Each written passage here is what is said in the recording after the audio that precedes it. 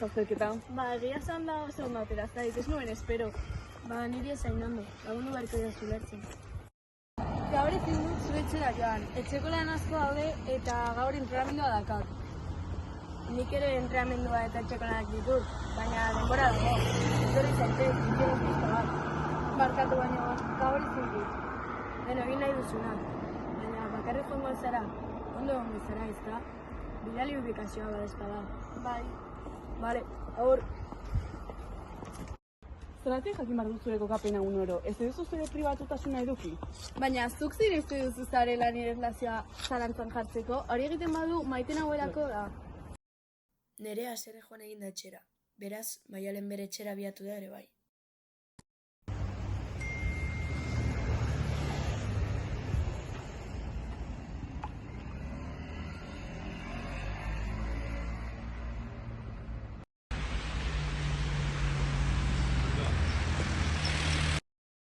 Etxe ditutzen ari nintzela, hau gehaldi didate. Lasai, dena pasa da. Hemen seguruz daude, salatuko dugu. Segurazki gustutxarreko txantzat izan da. Jendea sospetuta dago. Pasatzen utziko dugu. Kaixo Nerea, badakit ez duzula nik egiten nahi, baina barkamena eskatzera etorri naiz. Badakit zure erabakia dela, da nik erresperatu egingo dut, barkatu. Lasai, barkatzen dizut, ni ere gehiagia zerretu nintzen.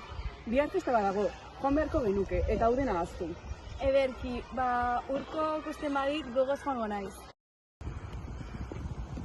Agur.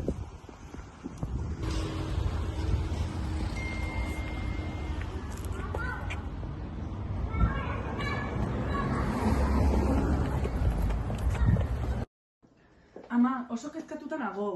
Orain ez, lan asko dakat maitea. Hurrengo gunean festan, Hau, Nerea, zer moduz? Nahiko gaixi, urkorik instalatu dut, ez didan utzi nahi festara etortzen. Ba, animo, badakizu ez nezela osatu, behar zurekin izartzen dut nahi.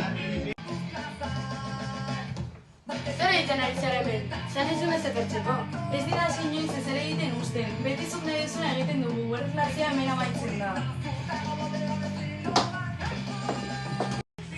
Nerea! Maialen bakarrik gelditu da, beraz, etxera abiatu da. Baina bat-batean,